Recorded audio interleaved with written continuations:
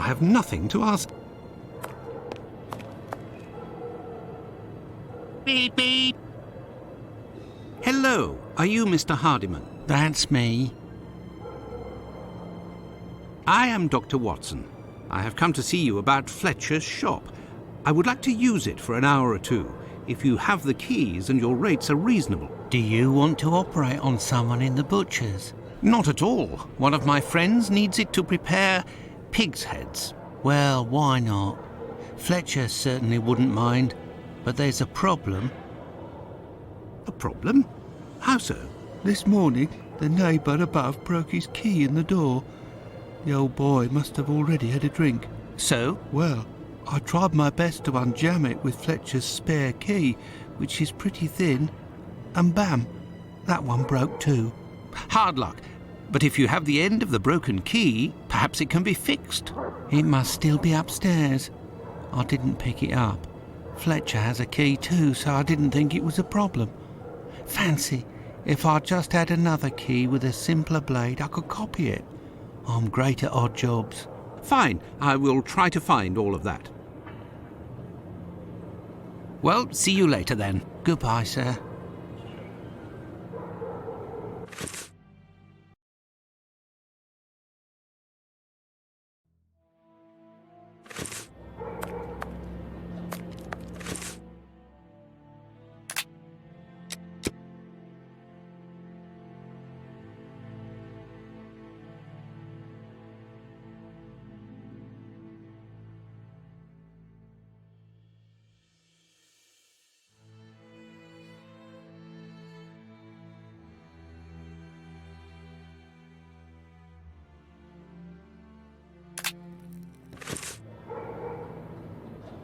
Have you found everything I need to remake the key?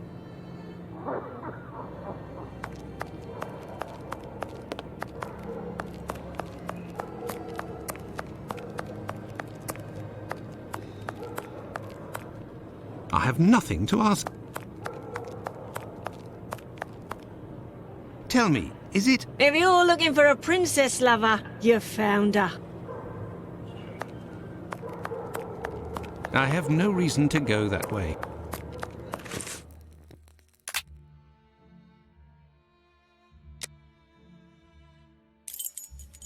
Why in the Lord's name would I go there?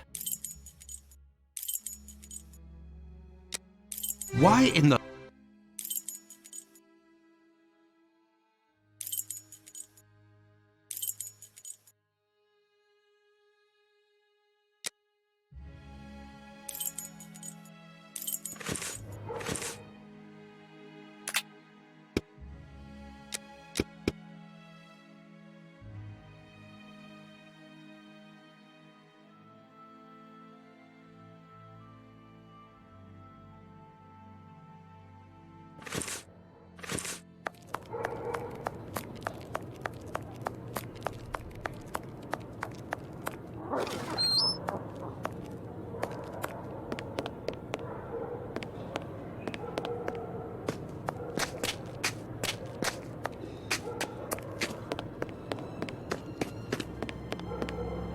Oh, no. But what a... Ah, how dreadful. Kebabs, the same as Hardiman's. So he prepares his meat here. My word, these are innards. This bag contains butcher's equipment. This bag contains butcher's equipment. Where can I find a key with a simpler blade? On a worthless door, perhaps.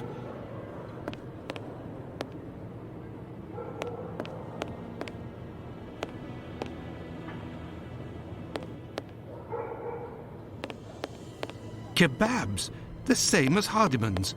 So he prepares his meat here.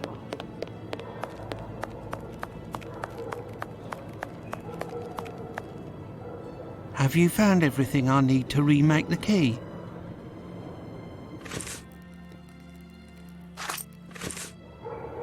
Have you found...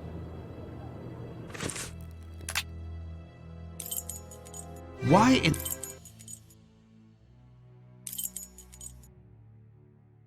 I have no Why in...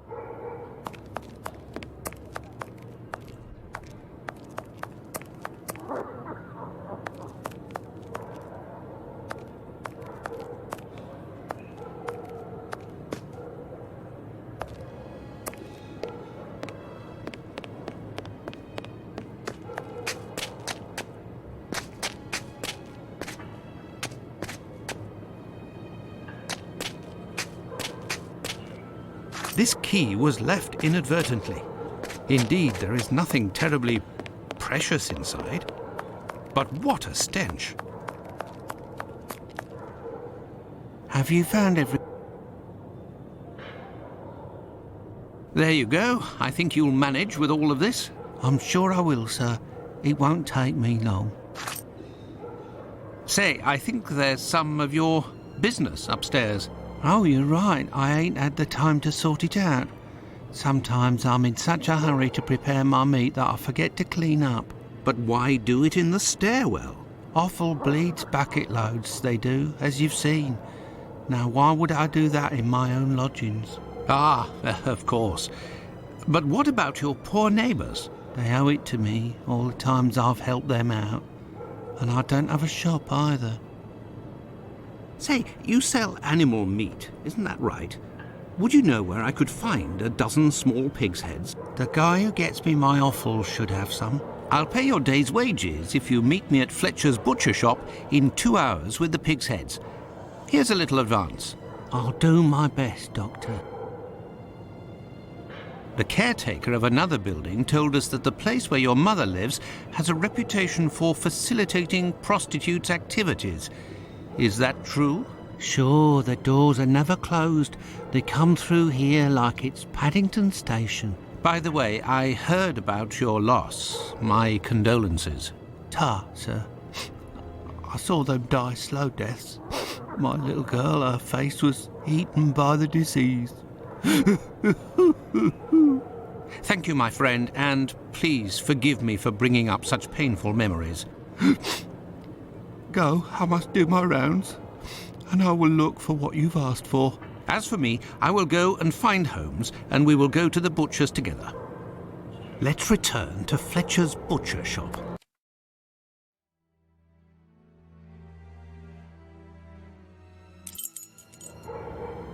Your heads are on the block inside.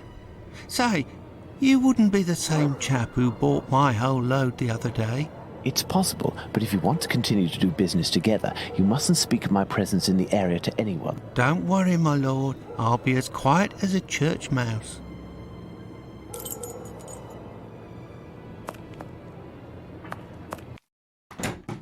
Holmes, will you explain the reason and rhyme behind this masquerade? Elementary. We shall conduct an experiment that will allow us to answer a simple question. Does the type of weapon used by the killer correspond to a specific profession? And here are our sow's heads. Congratulations, Watson. You're welcome, Holmes, but what do you really want to do? Take up a collection?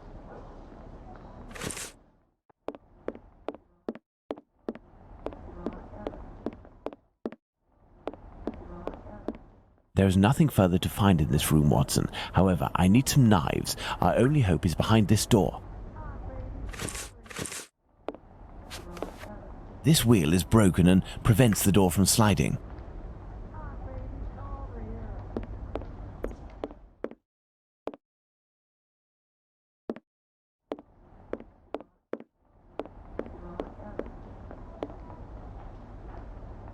I need more information.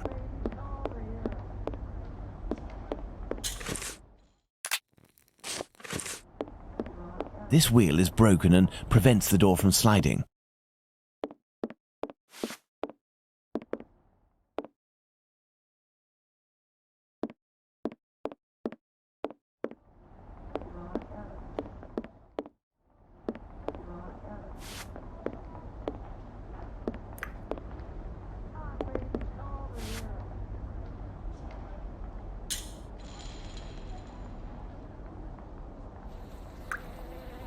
What are we doing, Holmes?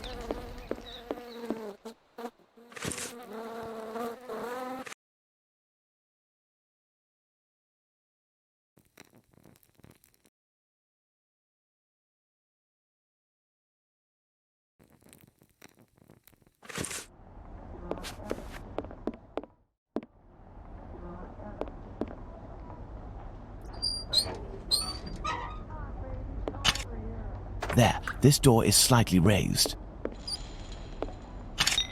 I need something. There is nothing further to find in this room, Watson. However, I need some knives. Our only hope is behind... Elementary. While I prepare our experiment, could you find me 2 knives? A small one, somewhat larger than a pocket knife, with a large, sharp blade. We'll need it to separate the bones and to cut through the thick skins. Then find me a long knife that's at least 13 inches long, no shorter, that's sharp and has a thick blade. Fine, Holmes, but I'd like to tell you about Hardiman. Do you know that he prepares his kebabs himself, and... That he owns butcher's tools and uses offal? That's obvious, Watson. Pray, take my magnifying glass and my rule and get started, Watson. Find me these 2 knives.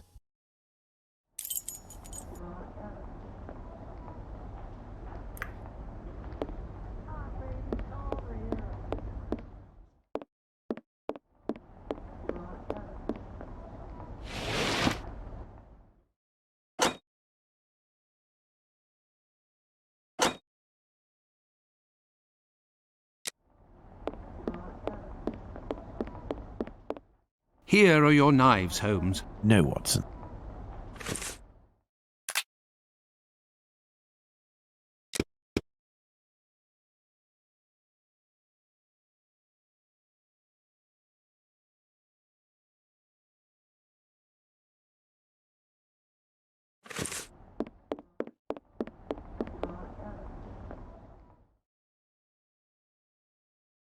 With the rule, I must find a large...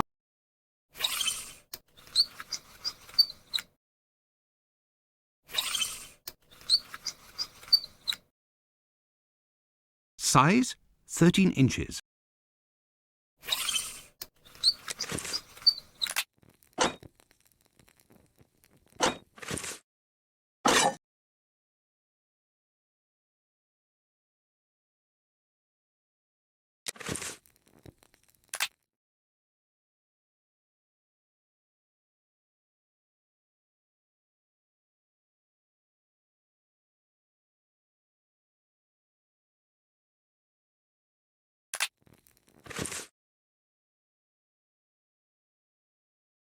No, Holmes only needs 2.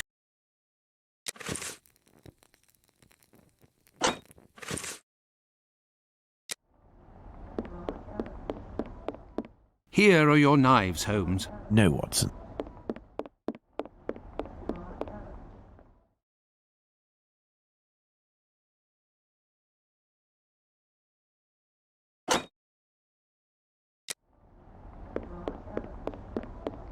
Here are your knives, Holmes. No, Watson.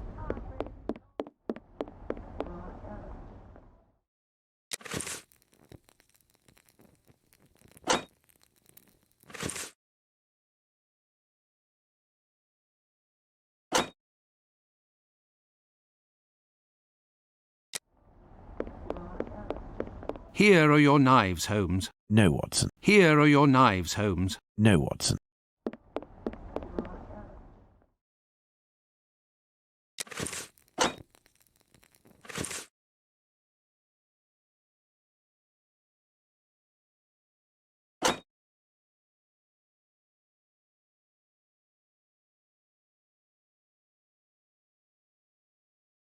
No, Holmes only needs 2 knives.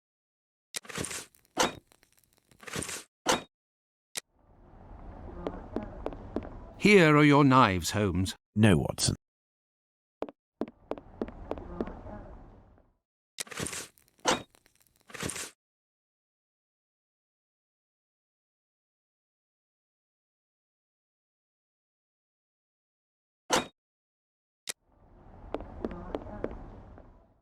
Here are the knives you asked for. Be careful, they're awfully sharp. Holmes, I must say that this experiment is making me rather uneasy, comparing animal heads to these poor women. You're right, Watson, but this somewhat shocking experiment may help to end this massacre and save other victims, you can be sure of that. Look, these pigs' heads are still bloody, which will suit our experiment perfectly. I have a pocket knife and a scalpel with me. With the 2 knives you just brought me, we have a similar array of weapons as those probably used by the killer. We saw 3 types of throat wounds on the deceased attributed to this man, those intended to slit the throat, those intended to decapitate, and the more superficial yet mortal wound that led to the death of the unfortunate victim in Dutfield's yard, Miss Stride. With the help of these 4 knives, we are going to try to recreate these wounds on the pigs' heads and see what we can establish about the weapon or weapons used. We may also be able to rule out Miss Stride as a victim of the killer of the other 3.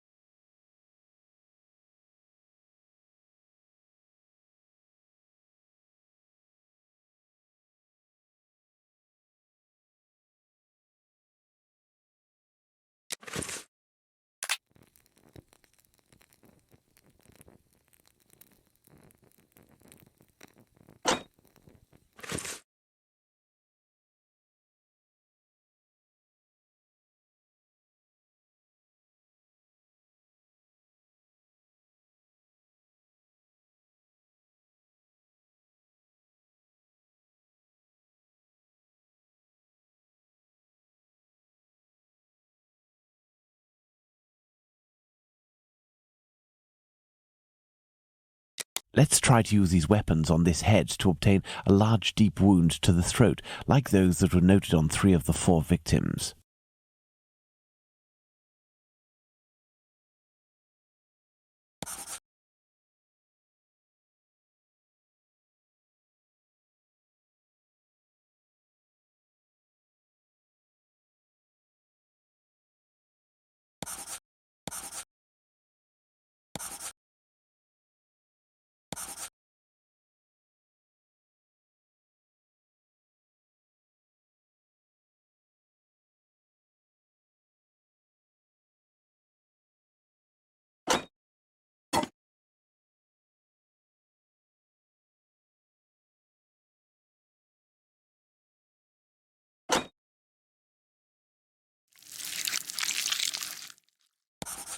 This little knife is very sharp and has a very wide blade. This pocket knife is very sharp, but its blade is too thin. The wound is too shallow.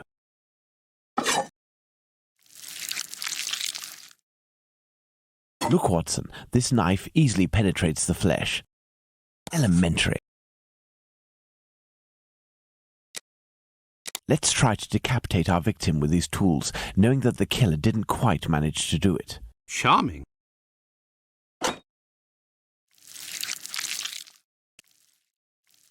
Look, Watson, this little knife with a wide base can easily slice the vertebrae of our porcine friend. The blade of this pocket knife is too thin to reach the vertebrae. With a scalpel, the wound is too shallow. This knife with a long blade easily slices the flesh, but cannot dislocate the vertebrae.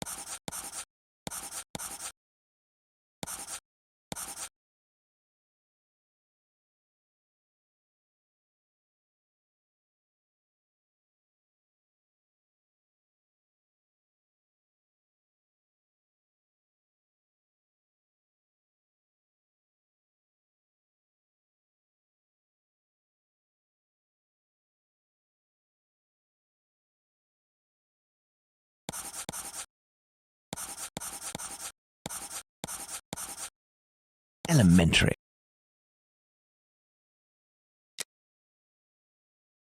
Let's see if these knives can inflict a mortal wound in a situation where a single quick blow is given. The scenario in question is that of Dutfield's Yard. Look, Watson, the blade sinks easily into the flesh. In using the cutting edge of this pocket knife's blade, I can scrape the skin. This particularly sharp blade can make a deep gash with one quick slice. It cuts through the flesh easily as the blade is so sharp.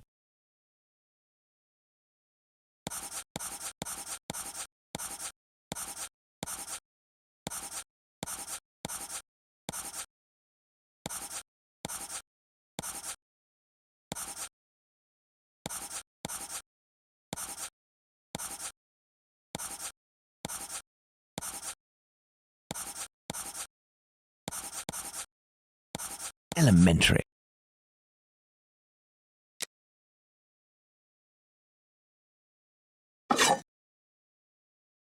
That's it, Watson, the big knife.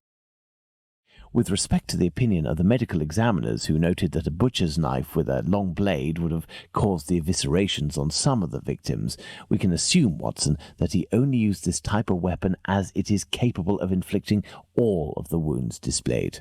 Furthermore, the Dutfield's Yard murder remains attributable, for the moment, to the Whitechapel killer, if we are able to explain why the murderer used his knife in a different manner. Why not go there now? We will try to reenact the killer's actions that night. Our first objective will be to clarify, one way or another, the statements of Constable Smith, as well as this Hungarian by the name of Schwartz. We must also try to find out more about the International Working Men's Educational Club, underneath which the murder took place, perhaps at the Wasp's Nest. Yes, let's go to Dutfield's Yard or wherever, but quickly. I am in urgent need of fresh air. Let's go to the Wasp's Nest.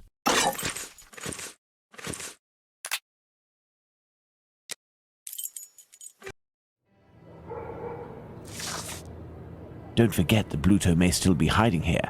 I will try to find out more inside. You, Watson, must intercept the policeman on his rounds. Given the hour and a bit of luck, it will be Smith. Try to get some information from him. Understood, Holmes.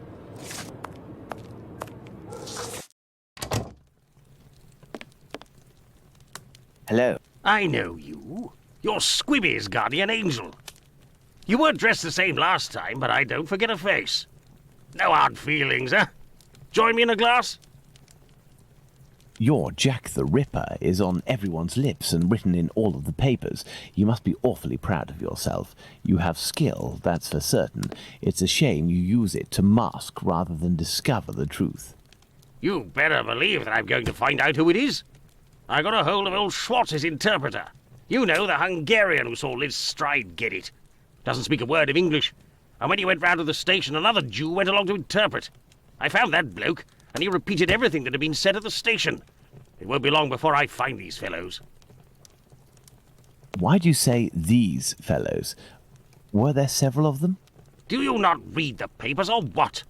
Well, given the rubbish that you read sometimes. Let me explain.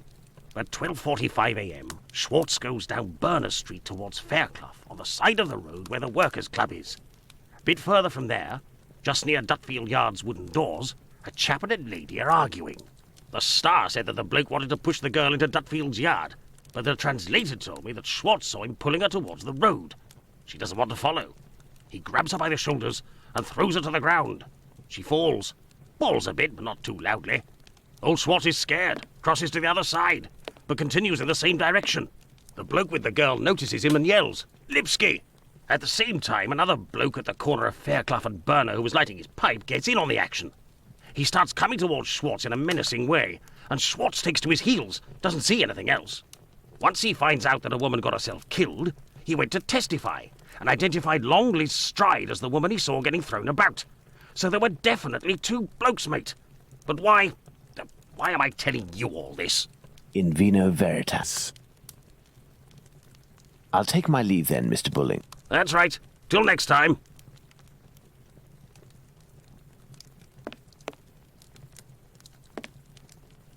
A draught, my good man. Here, sir. Tell me, was it not a mere stone's throw away from here that the Whitechapel killer struck last week? That'd be Jack the Ripper, that's his name. Slit the throat of a working girl in a small courtyard over there behind them big wooden doors. Below the Workers' Club? The very spot, below Lipsky and Co. I wouldn't be surprised if Jack was one of them, if you catch my drift. Lipsky and Company. Do you mean to say that someone called Lipsky runs this club? Nah, it's just that it's full of Jews. In Whitechapel, we call them all Lipskys, like that Lipsky who killed that girl in Batty Street last year. Oh, really? Last year, a Jew named Israel Lipsky killed a lass who was 6 months pregnant by making her drink acid. One trial and one protest by rabbis later, and he was hanging. By those who don't much like him, the Jews are called Lipskys. Is the term Lipskys used to refer to the Jews in the area, and is this club frequented by Jews? You got it. Socialist Jews even. They spend their evenings hollering, singing. I've seen them spitting on the bosses. And you know the victim? No more her than any other. The working girls don't drum up business too much in this street. They need a reason to end up here. Very well. Goodbye. Cheers. First and foremost, I must find P.C. Smith. Good evening, Constable. Good evening, sir. I am Dr. Watson. Would you happen to be P.C. Smith, the man who patrols this beat? That's me. And you work with the famous Sherlock Holmes, don't you? What can I do for you? I believe you were on duty the night when the murder took place here. You would certainly be able to confirm a few details, such as the time of death that the medical examiner gave. It's just that I wasn't there when the body was discovered. I don't think I can help you. But I was told that you had seen the victim that very night. Indeed. But it was before the murder. I saw her, not far from here. She was talking to a man. It was around 12:30 or 12:35 a.m. But I was told that you... What did this man look like? I only saw him from behind, really. He was wearing a short black outfit, a small felt hat like a cap in a dark colour, and a white collar. He seemed to be a respectable type. He was carrying a packet in his hand wrapped in newspaper, about 18 inches long and about 6 inches wide. His outfit reminds me of someone that I know. Was he a large man, on the older side? I don't think so, no. Even though I only saw him from behind, I would say that he was barely 30 years old, or even less. Say 28, or even less. 26 years old, and 5 foot 8 inches tall at the very most. He had a small dark brown moustache and an olive complexion, I would say, but once again, I only caught a brief glimpse of his face in three-quarter profile.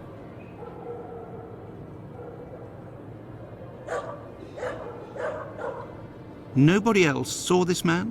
I discussed this previously with Mr. Eagle, the president of the Workers' Club. That night he returned around 12:40 a.m. to the club. He used the passage through Dutfield's yard to get into the club because the main door was locked. He can attest that he didn't see anyone else in the passage at that time, but wasn't really paying attention to who else might have been in Burner Street itself. He was listening to the song coming from the club. In short, no one else saw him. Well, thank you for having satisfied my curiosity, my friend. A fine evening to you, Doctor.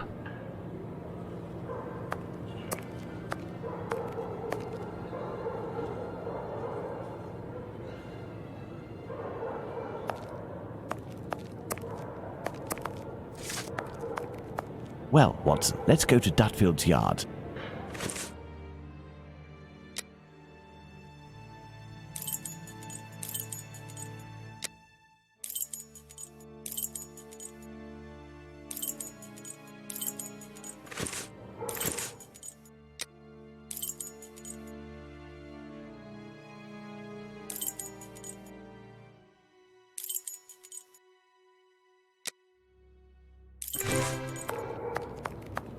I have no reason to go that way.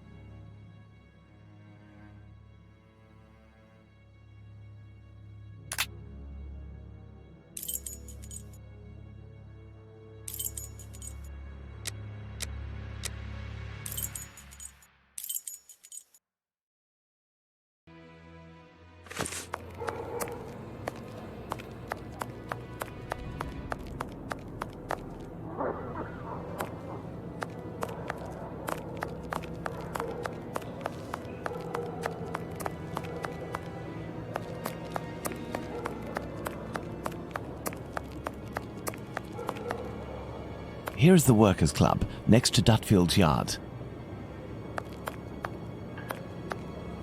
Dutfield's Yard.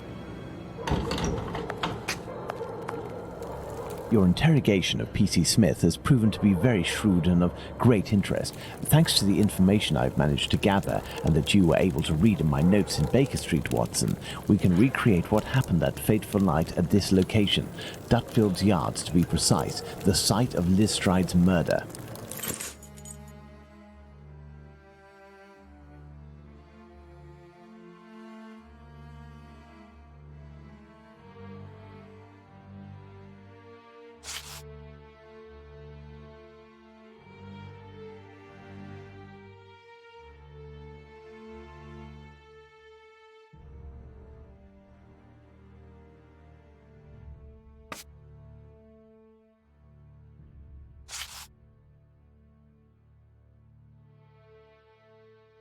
"12:40 a.m. Eagle, the president of the club, enters the Workers' Club via the passageway through Dutfield's Yard.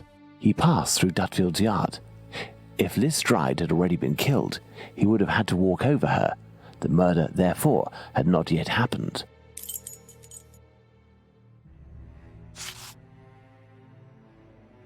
"12:45 a.m. Schwartz runs away, followed for a short distance by this man.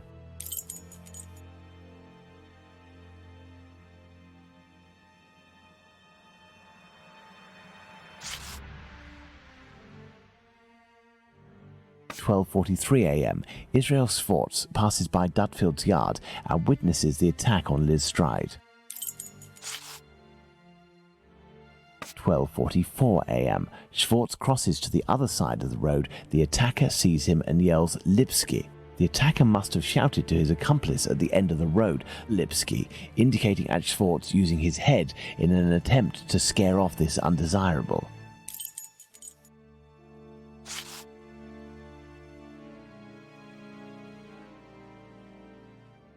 12:30 to 12:35 a.m. Smith notices Liz Stride talking to the man with the package.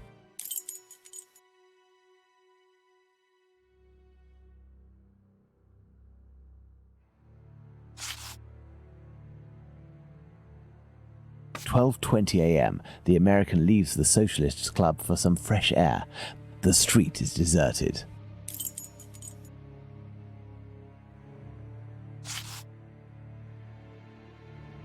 "1 a.m. Mr. Diemschutz wants to enter with his cart, but the pony refuses. We know that the murder took place between 12:45 and 1 a.m. Mr. Diemschutz therefore must have disturbed the killer.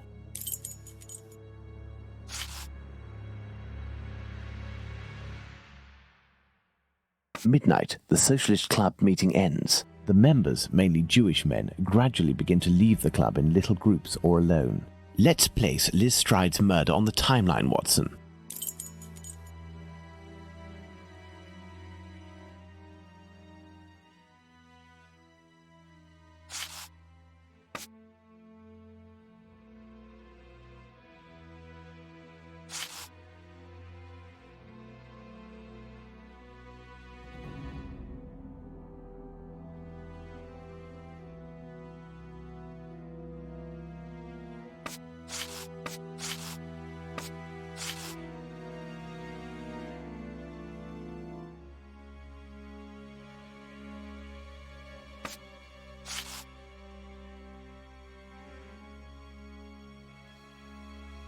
"12:45 to 1 a.m. The murder of Liz Stride. It took place in this very spot, as the traces of blood were very confined. We will come back to this point in a few moments to elaborate on what could have happened. Well, we are still missing certain information in order to finish this investigation, Watson. Watson, imagine the victim laid down there on the ground. The throat, there is but one clean cut, slightly slanted downwards.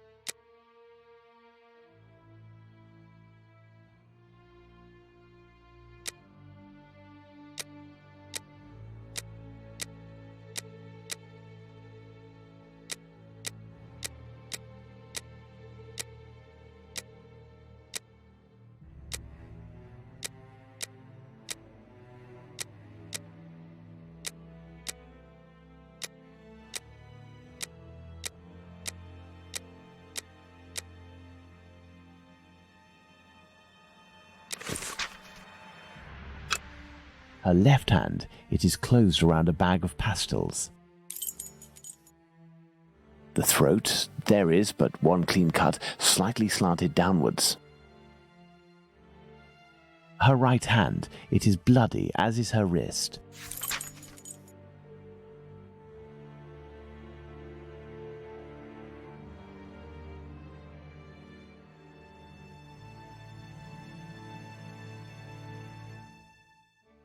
The ground is muddy.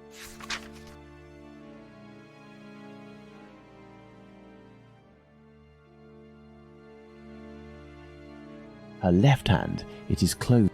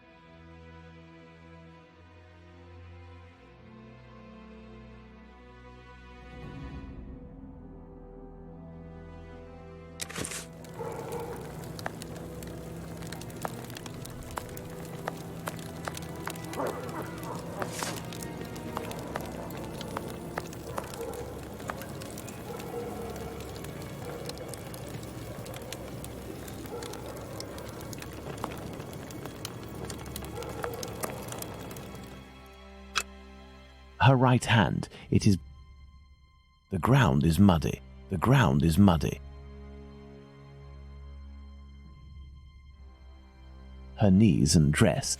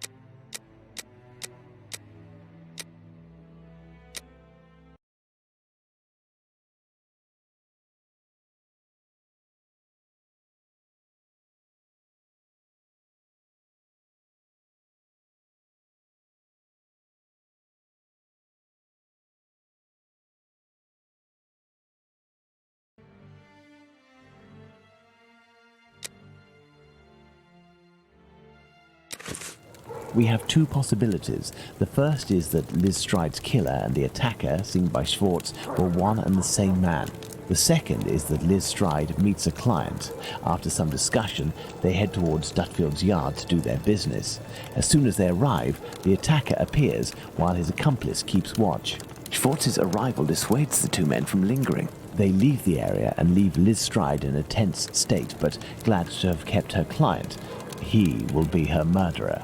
Both hypotheses are possible, but an incongruous detail will serve to corroborate one of them. An incongruous detail that we were able to establish regarding the Hanbury Street murder. Which one would that be, Watson? Look at the victim carefully, Watson, and tell me the link between the murder of Liz Stride and those of Nichols and Chapman.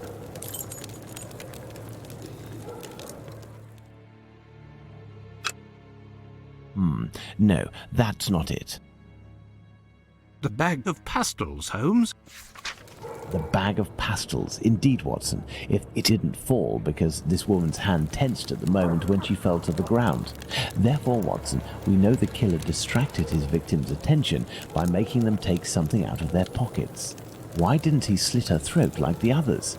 He must have feared a struggle with this strong-willed woman. Why didn't he eviscerate her? Because Louis Diemschutz arrived. Do you think the Whitechapel killer is behind this murder, Holmes? Yes, and now this murder has been linked to its rightful perpetrator, it will take on deeper meaning when we have examined the facts from that night. Let's go to Mitre Square, where Catherine Eddowes was killed. And make haste, Watson, as we have another murder to commit in 40 minutes. Here we are, Watson, Mitre Square. It took us a mere 20 minutes to get here.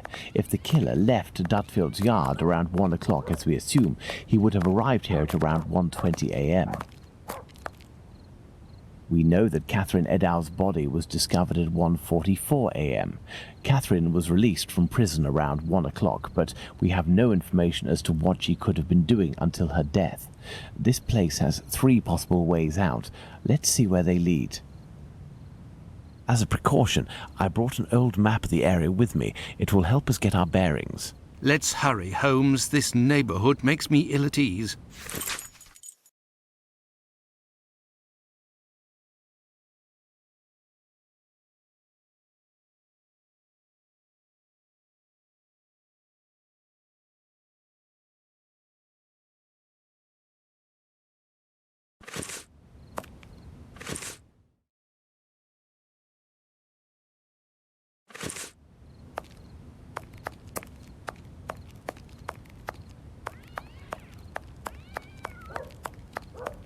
Church Passage. It must be opposite the Imperial Club at 16 to 17 Duke Street. Let's go to the end of this lane, Watson.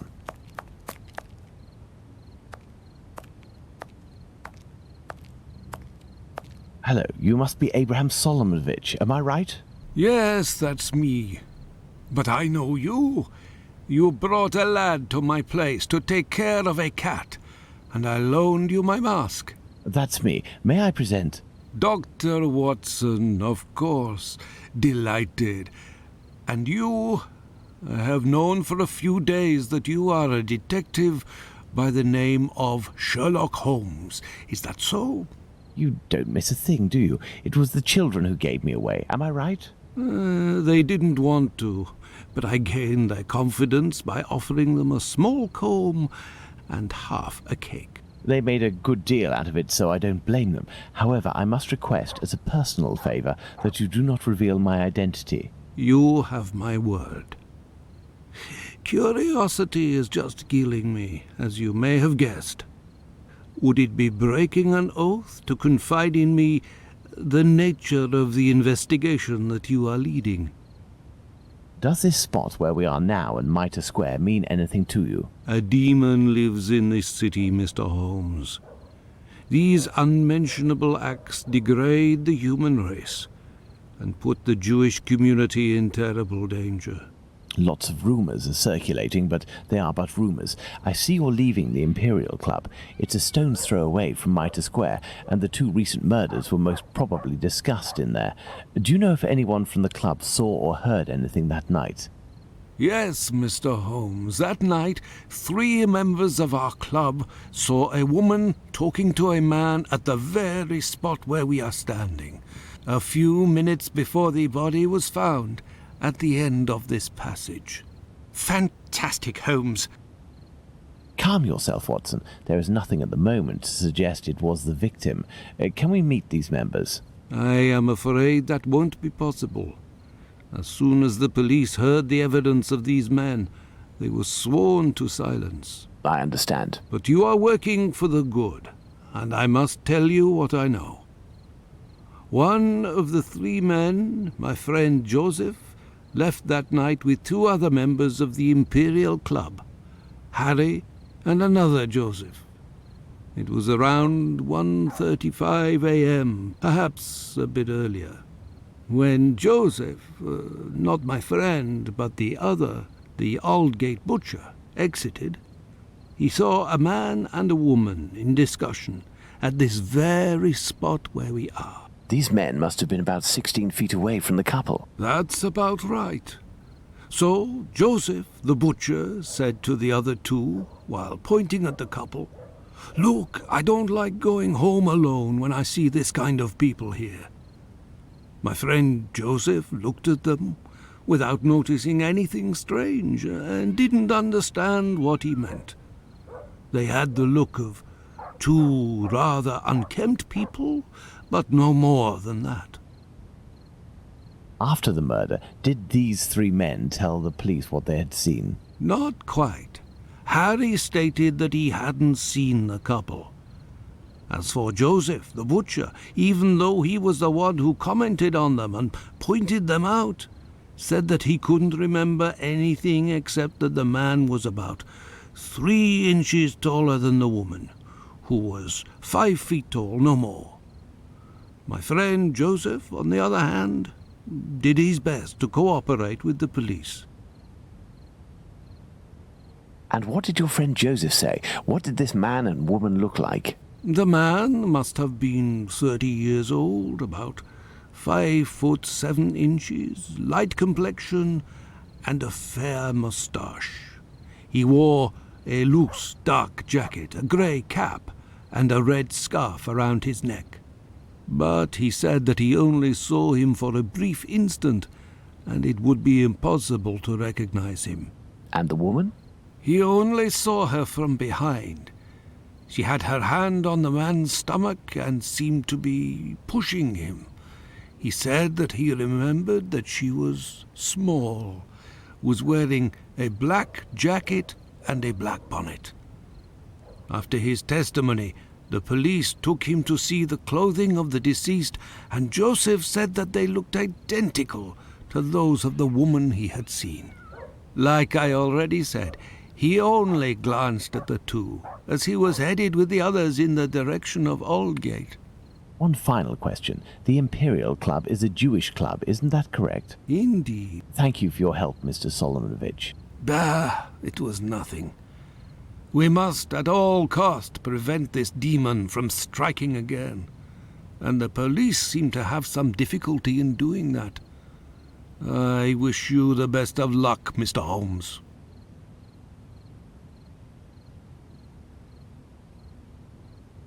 This building is the Great Synagogue of London.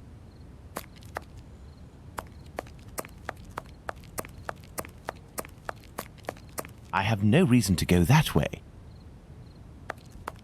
The Imperial Club. We must, first and foremost, locate the 3 exits leading to Mitre Square, Watson.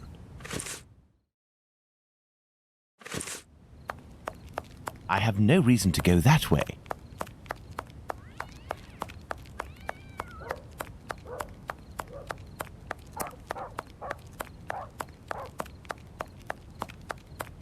I have no reason to go that way.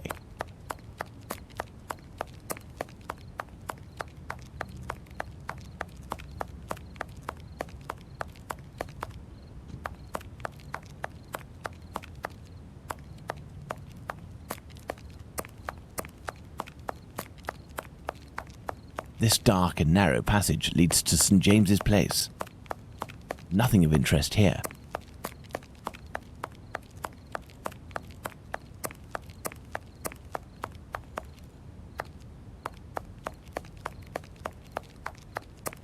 This is Mitre Street, from where Watkins, the constable who found the body, came. Well, let's find the spot where Edow's body was discovered. Nothing of interest here. Watson, we are now in the exact spot where poor Eddowes tragically ended her days. This spot is very dark, Holmes. That is probably why our murderer chose it. Let's see, we'll need a lantern. Now then, we will need a lantern.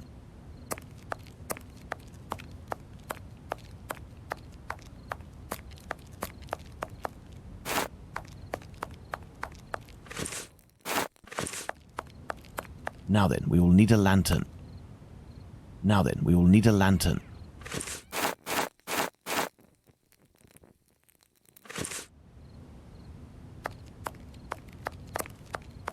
I need something.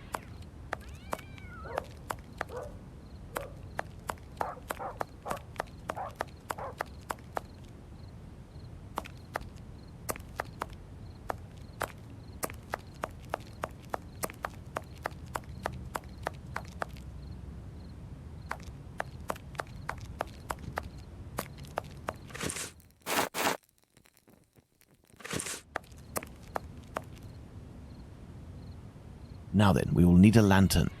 Now then, we will need a lantern.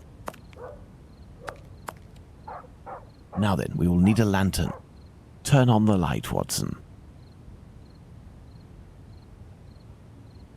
Now then, we will need a lantern. Turn on the light, Watson. Take the lantern, Watson. The head is turned towards the left. The murderer must have been on the right side of his victim. Let's look at her from the front. The nose was cut.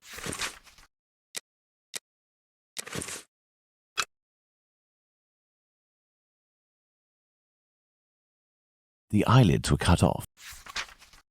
There is but one wound, Watson. It goes from the left side and descends in a slight oblique towards the right side. There is but one wound, Watson. It goes from the left side and descends in a slight oblique towards the right side.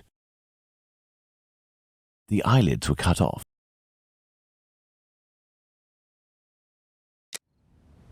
Do these objects spread out by the victim remind us of anything, Watson? Do these objects spread out by... A thimble is located right beside one of the victim's hands, just like Chapman's sachet of pills, and... A thimble is located right beside one of the victim's hands, just like Chapman's sachet of pills and Stride's pastils. Part of this apron is missing. We will follow up on that shortly.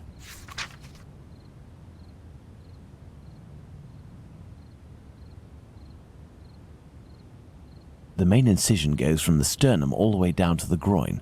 The murderer opened this abdomen as if it were an animal carcass.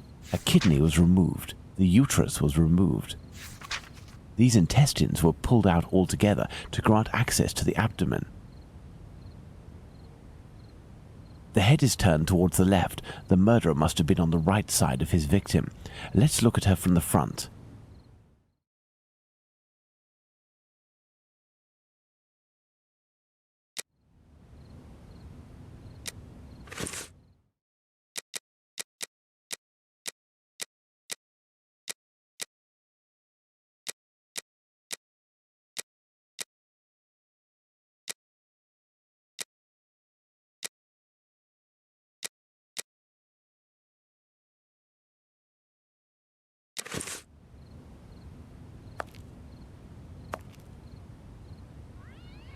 The head is turned towards the left.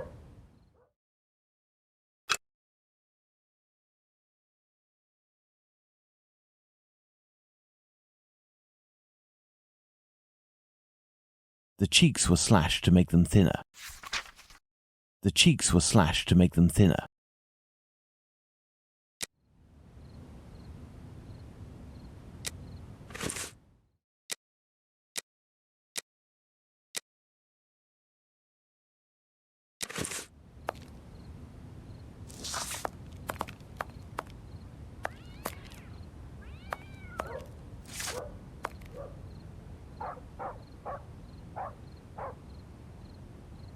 The inside of the thighs is clean.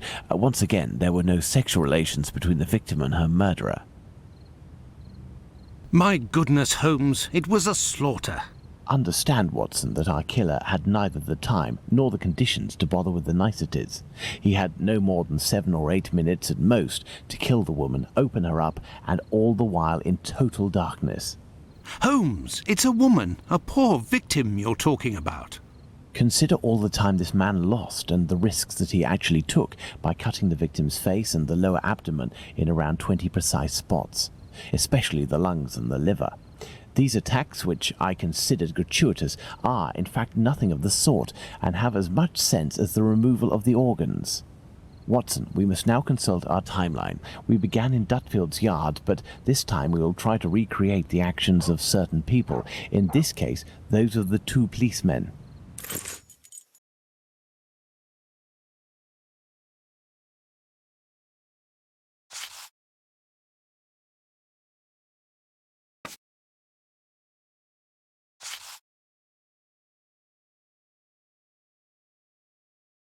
"1:30 a.m. P.C. Watkins didn't see the corpse while on his rounds."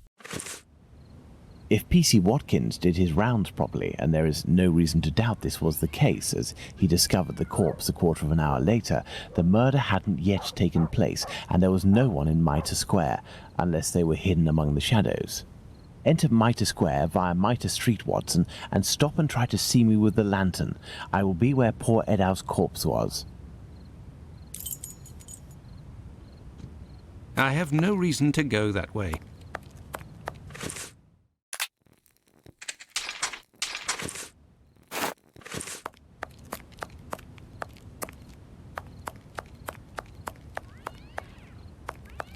I see you, Holmes. Perfect, Watson. Let's look at our timeline, Watson.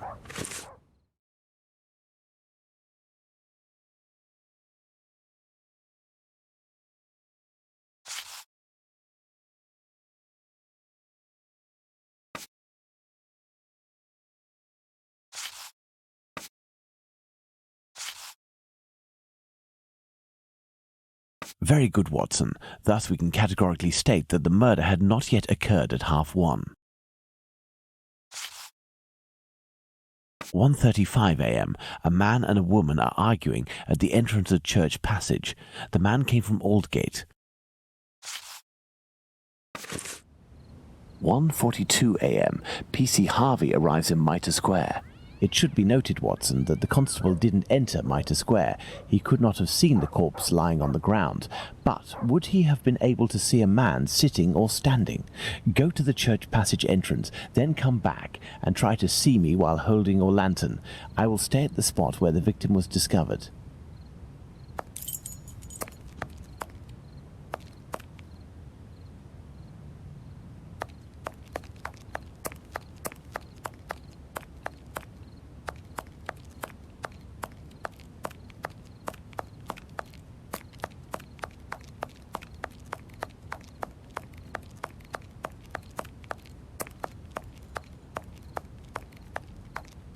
I see you, Holmes. You had to proceed into the square in order to see me, something Harvey didn't do.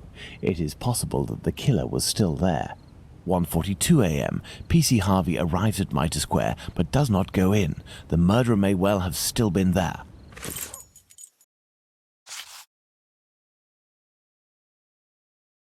1:44 a.m. The body is discovered. Let's put the murder of poor Eddowes on the timeline, Watson.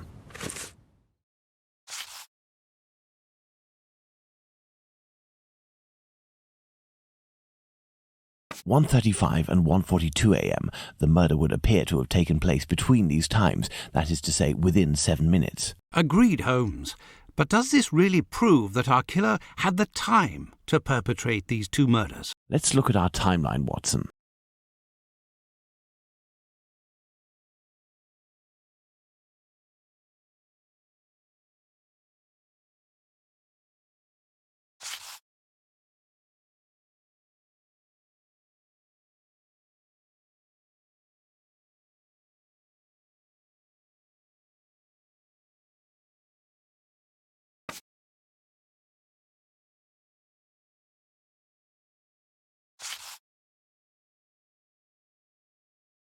There, Watson, we are now certain that the murderer really had the time to commit these 2 murders. Incredible! Let's look at our deduction board, Watson.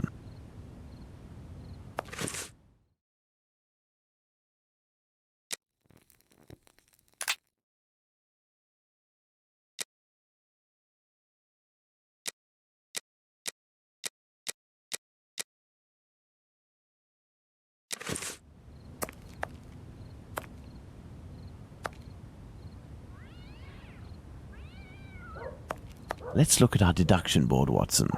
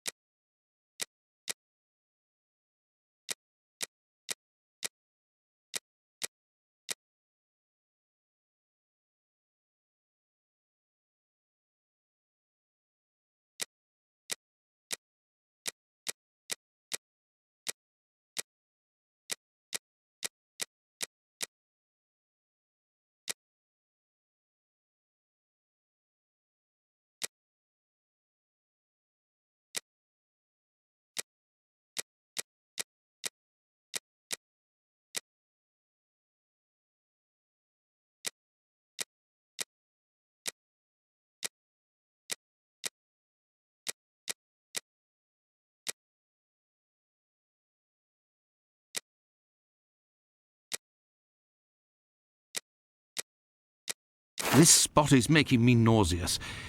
Can we not head back, Holmes? We certainly can't, Watson. We have one final point to address. Do you remember the piece of white apron that was missing just now? It was found just a few steps away from here, at the entrance of a building. That's where we must go.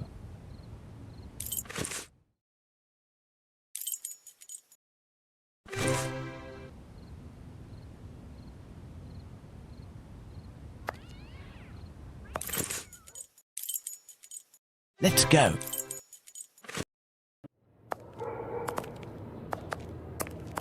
There's the spot, Watson. By night, Goulston Street is deathly silent, which will permit us to carry out a fair few experiments. Let's find the entrance where the piece of the victim's apron and the mysterious chalk message were found.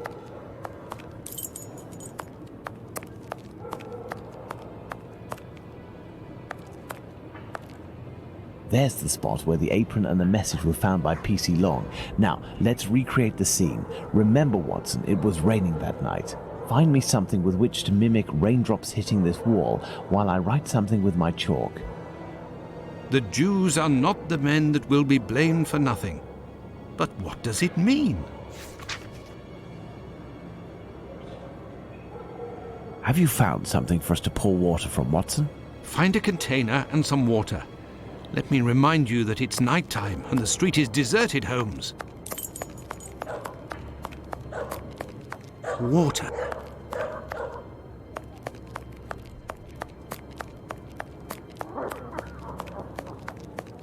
I have no reason to go that way.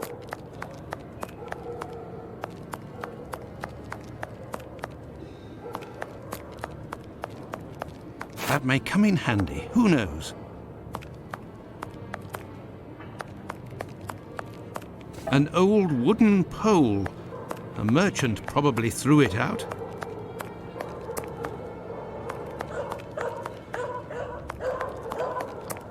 I have no reason to go that way.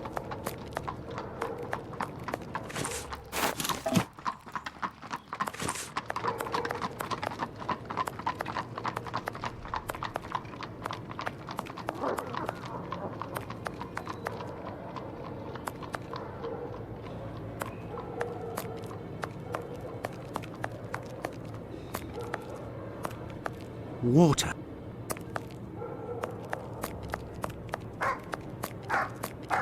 I have no reason to go that way. Have you found something for us to pour water from, Watson?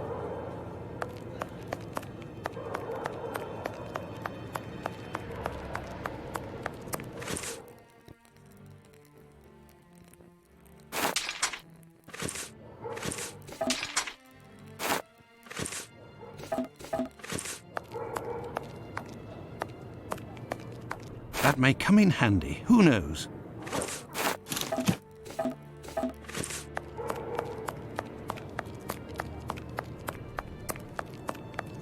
Water.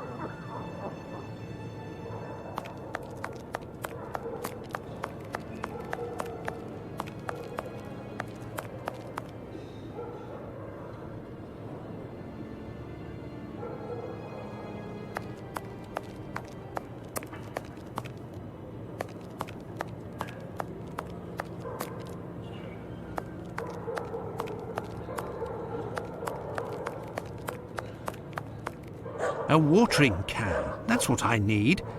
But I can't reach it. A watering can. That's...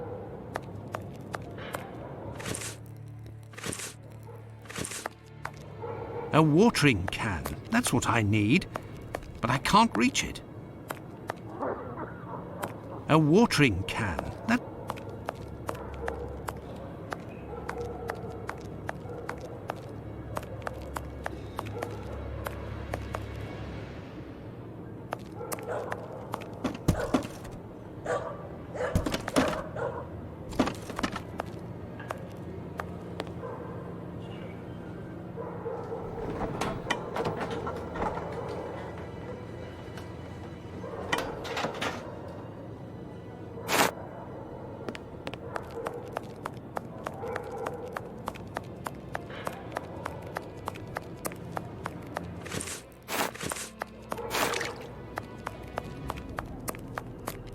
Have you found something for us to pour water from, Watson?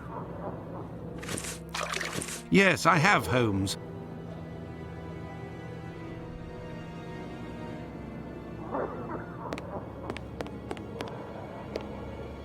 If this message were written by the killer, then it would have been lying in this entrance for up to 35 minutes before being discovered. Let's find out in what state it must have been. This message could not have withstood an entire night in the rain. During the investigations carried out on the night of the double murder, PC Hulse inspected the entrances of this street around 2:20 a.m. and confirmed to have seen nothing out of the ordinary. At 2:55 a.m., 35 minutes later, PC Long found Catherine Edow's piece of apron and the message in chalk. This message would not have withstood a whole night in the rain, as had I continued to water it for a little longer, I would certainly have erased it. It was written, therefore, at the moment when the piece of apron was dumped. This substantiates PC Hulse's statement, which stated he had seen neither of these during his rounds. After its discovery, it was guarded and protected from the rain, which was subsiding, which explains why it was still legible when it was erased at 5:30.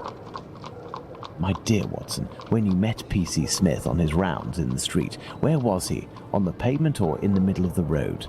In the middle of the road, Holmes, without a shadow of a doubt. Good. You will go down the street with your lantern as if you were a policeman on patrol, using Smith's position as a guide. As soon as you see the entrance where I used the watering can, tell me if you see anything.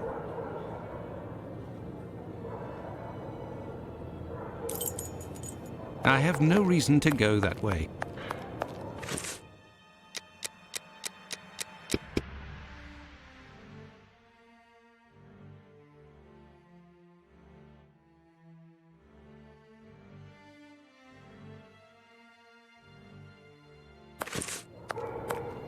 There, Holmes. From here, I can see something written. Can you read it? No. Do you see the white rag, Watson? I see something on the ground, but I'm not sure if it's what you were talking about.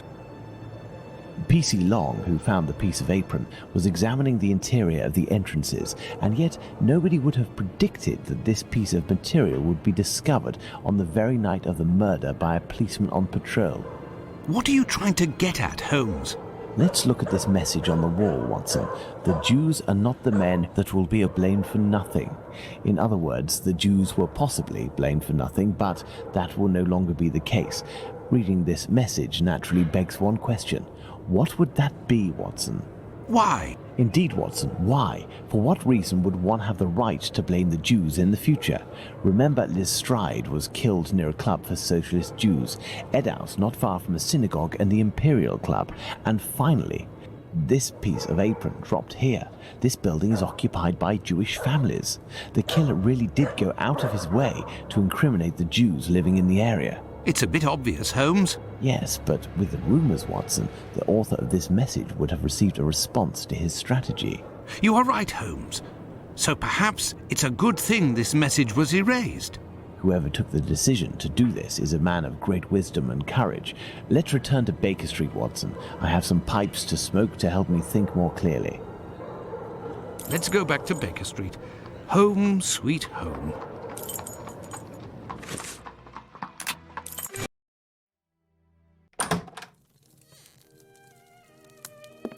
I had nightmares all night, Holmes. As for you, I bet you didn't get a wink of sleep, did you? It's this chalk message business, isn't it? Among other things. And this lunatic is still running free. If only we knew what he looked like. But we do know, Watson. We have a fairly accurate description. I must have missed an episode of your adventures, Holmes. Not only have I heard you discredit the value of our eyewitnesses, but the few descriptions we do have don't seem to correspond. An inaccurate account can regain its value if we can discover why and to what extent the truth must be rewritten. We've learned a great many things tonight, and I'm able to tell you what our man looks like. Really? Yes, and we're going to need a few things, Watson. Find me 3 mannequins, my worker's costume, my 3 full wigs, one of your worn garments, yes, that can be used for the workman's outfit, and one of your old suits. Oh, and my deer stalker, the one I never wear, but everyone seems to think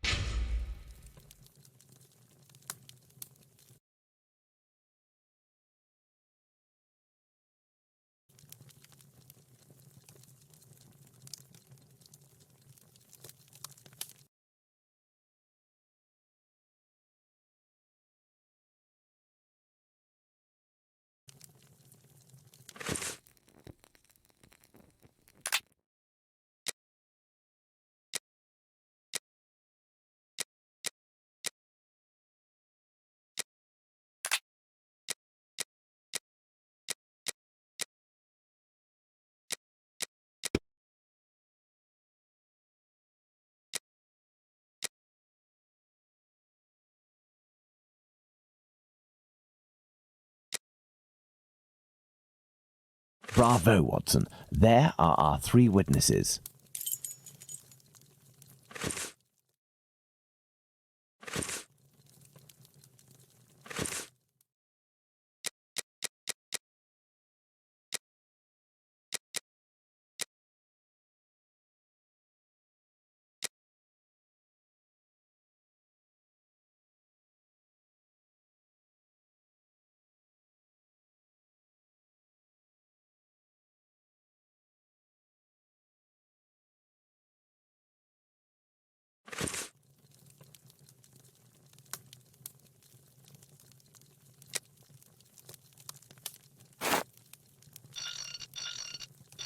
There is an error, Watson. Let's reread Abraham's testimony.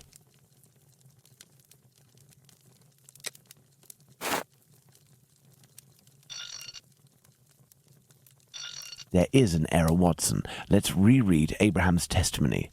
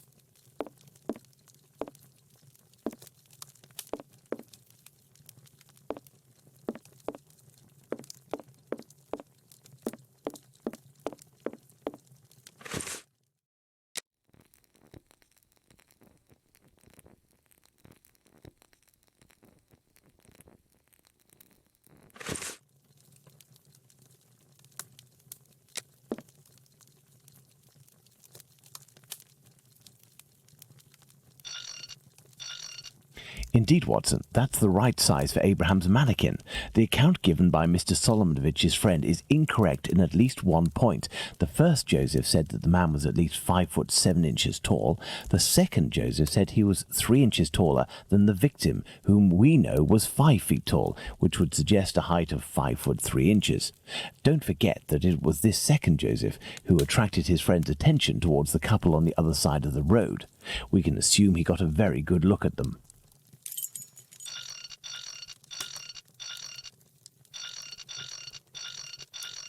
As for young P.C. Smith's account, he must have been mistaken about this person's real height.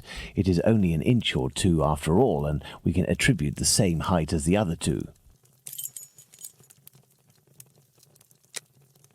There we are. Magnificent.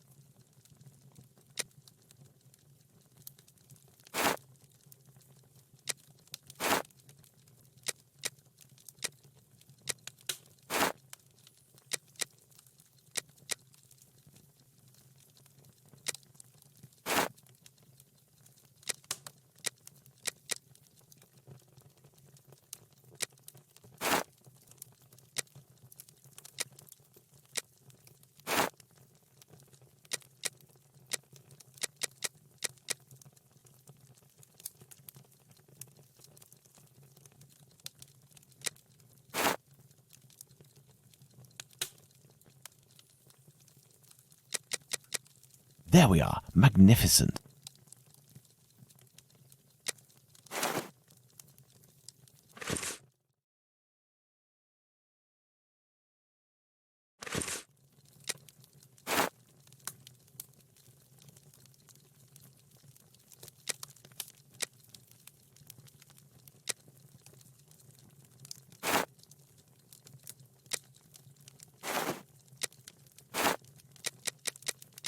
Bravo, Watson. Our mannequins have been recreated based on the correct accounts. Now, Watson, let's see in what ways these statements differ and how the witnesses could have been mistaken. Let's look at these wigs and moustaches. Let's start by taking the first Joseph's testimony, who saw the man head-on in a well-lit spot and in which he noted fair hair. Now, let's consider the same person, but in the lighting and angle of the other two witnesses, in the darkness of night, with poor artificial lighting from above. Put out the light, Watson. Put out the light, Watson.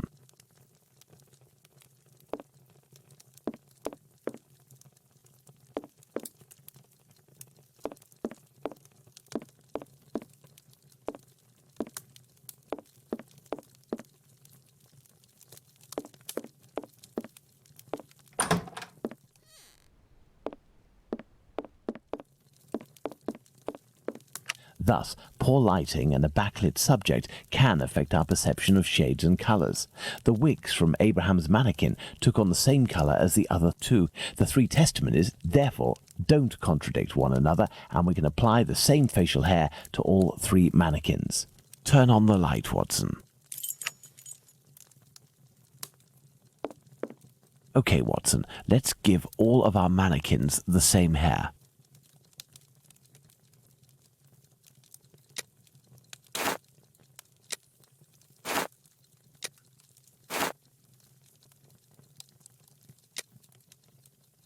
Okay, Watson, let's give all of our mannequins... Turn on the light, Watson.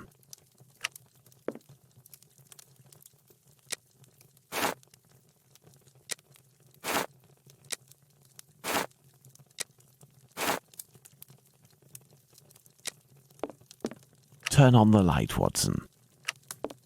Okay, Watson, let's give...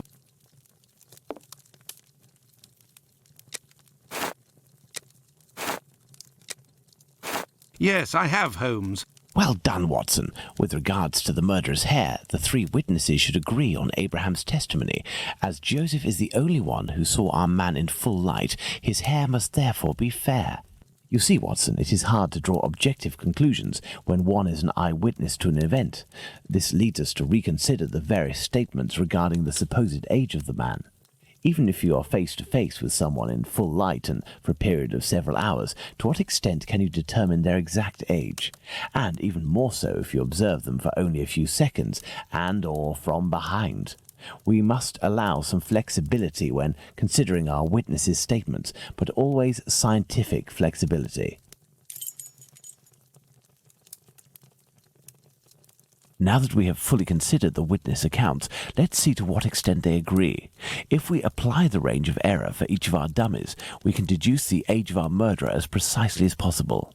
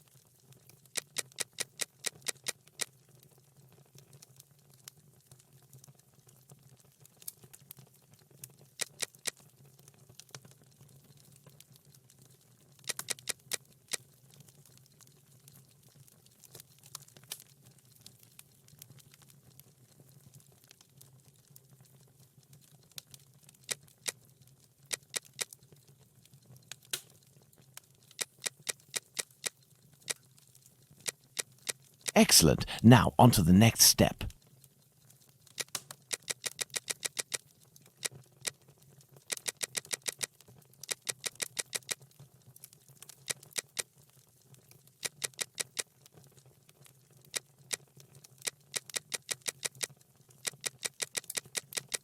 Excellent. Now, on to the next step.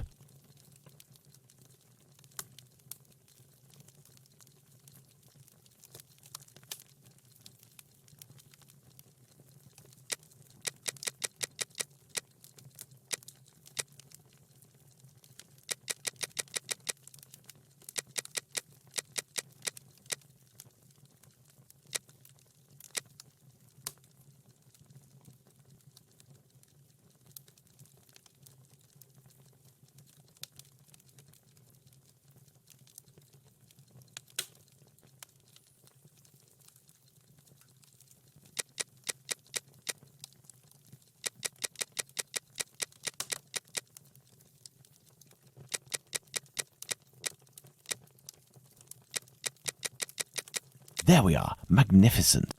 Yes, I have, Holmes. Now that we have fully considered the witness accounts, let's see to what extent they agree.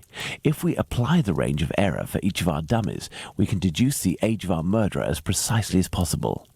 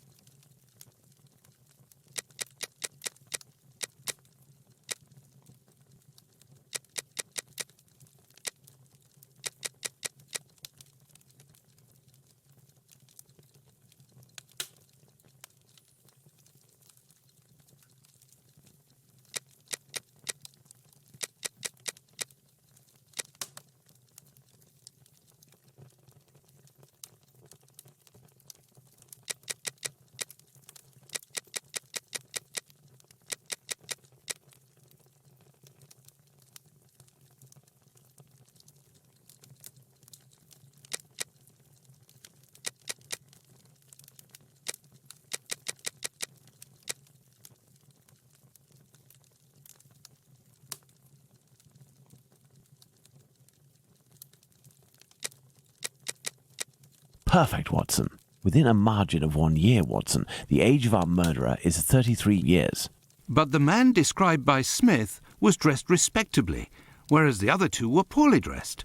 Indeed, but Whitechapel's respectively could quite easily describe the Sunday bests that all lower-class men own. Now, let's place ourselves in the shoes of Liz Stride's killer. He has just slain his victim and sees Louis Diemschutz discover her body. Our killer is at great risk if he stays in the area. He therefore gets away from this spot.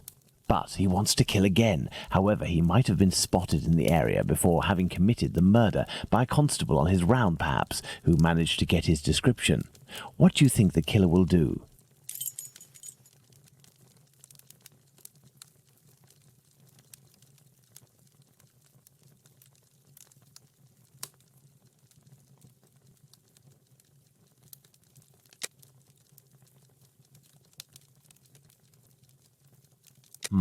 No, that's not it. No, that's not it. No, Watson. No, that's not it.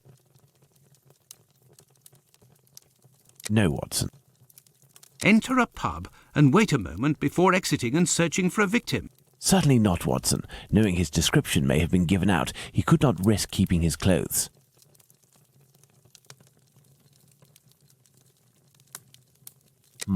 No, that's not it.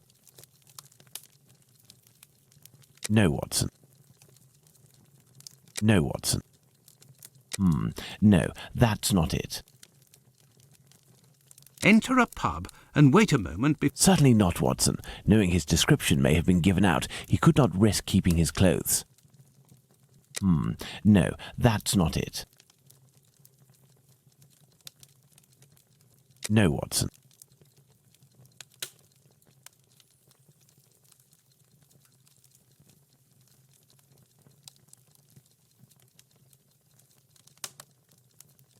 Throw his clothes in a sewer or a trash bin and head off to find another victim. It's hard to believe, Watson.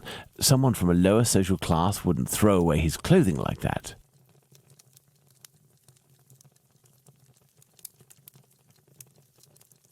No, Watson. No, that's not it. No, Watson. No, Watson. No, that's... No, Watson. No.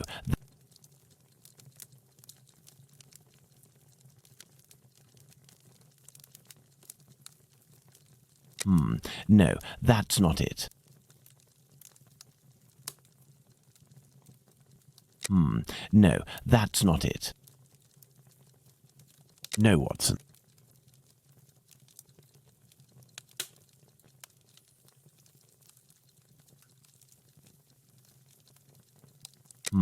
No, that's not it. No, Watson. No, Watson.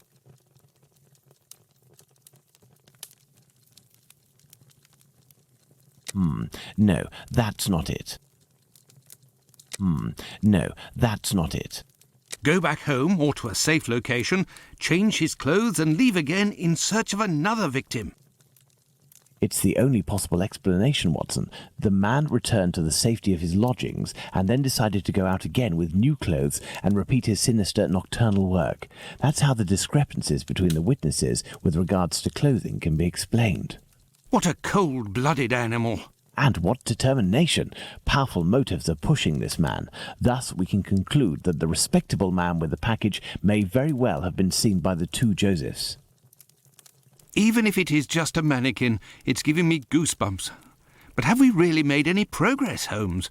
I mean, there must be thousands of men in Whitechapel who match this description, wouldn't you say? You're right, Watson. We have worked on who, now let's work on where.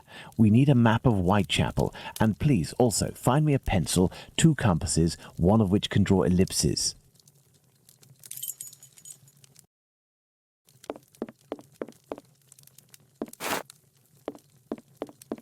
We'll need a map, Watson.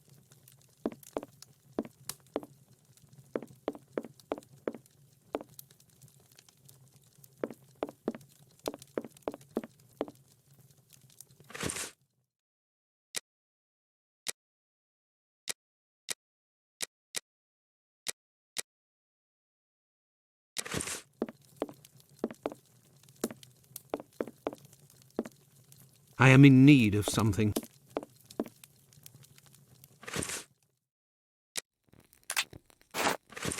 First of all, let's place our 4 murders on this map, as well as the spot where the graffito appeared, and the piece of apron was dropped.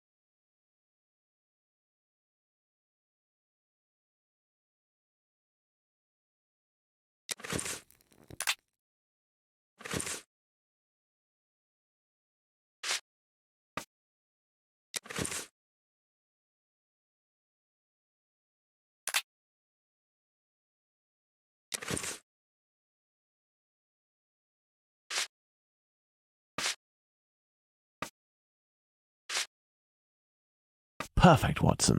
Let's connect each crime scene to the one out of the others that is the furthest.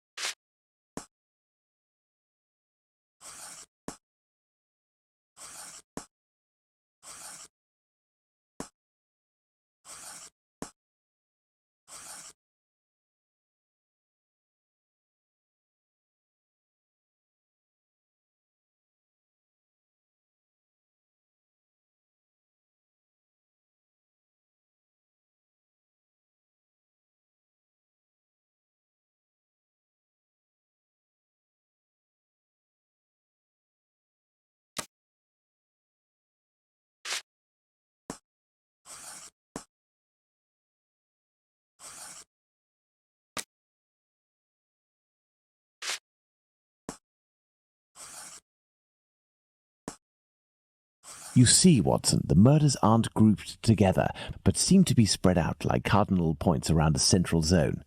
The killer obviously wanted to avoid returning to the previous scenes of his crimes, assuming that they would be more closely watched or that he could be recognized. So the killer lives at the centre of this cross. In the vicinity, most certainly, but how near? We cannot afford to get it wrong. If you concentrate, Watson, you will notice that the murders are roughly equidistant from the intersection point of the diagonals. Let's focus on the night of the double murder. Remember, Watson, it took us 20 minutes to get from Dutfield's Yard to Mitre Square. Let's draw a line from one to the other.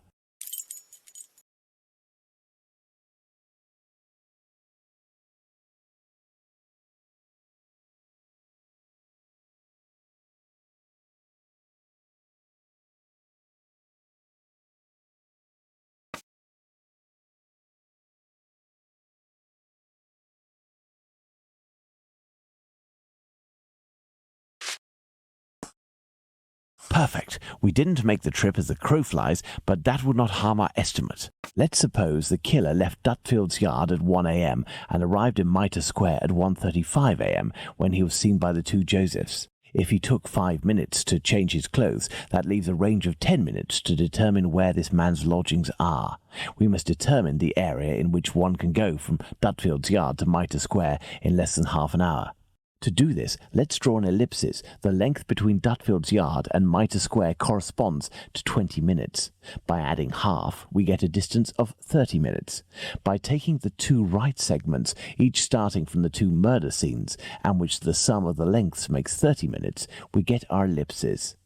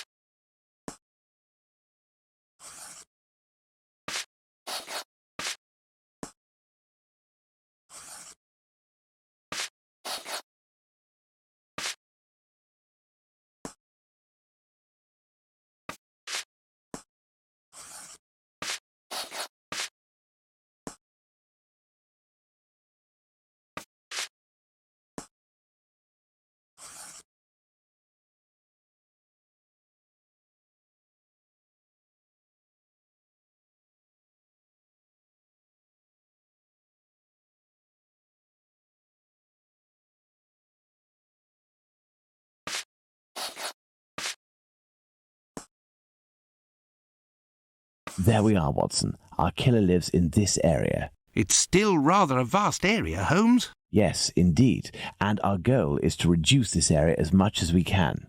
We must consider the fact that the murder at Mitre Square was committed under a certain amount of pressure, given that the killer knew he was wanted for the acts he committed not long before. We can assume that he had to do it in a safe zone, that is, an area not far from where he lives. This is especially true of an act such as the graffiti he carried out after 2 murders. Let's trace a circle around this point, with the distance separating it from Mitre Square as the radius. This will enable us to determine our killer's safe zone.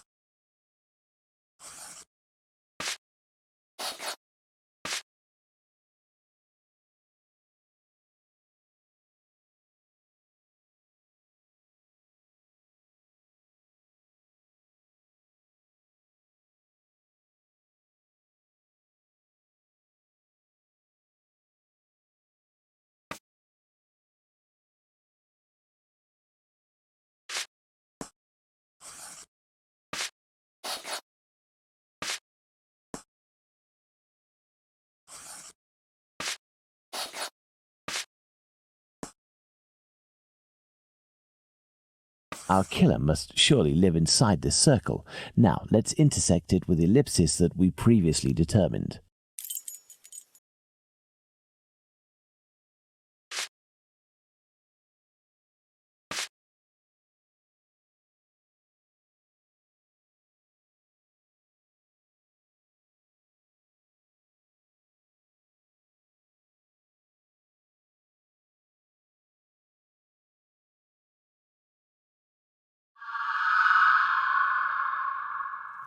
There we are, Watson, the Aldgate district. Shouldn't we inform the police so that they can concentrate their efforts on this area of Whitechapel? It is probably already crawling with inspectors, Watson, and I doubt that they would take us seriously, even if they were willing to listen to what we had to say. Let's focus instead on understanding the killer's modus operandi. We know our murderer preys on prostitutes who are penniless, weak, sick, or alcoholic, that he distracts them the moment before killing them, and that he left an anonymous message inciting anti-Semitic hatred at the entrance of a building occupied by Jews. How would you describe this man?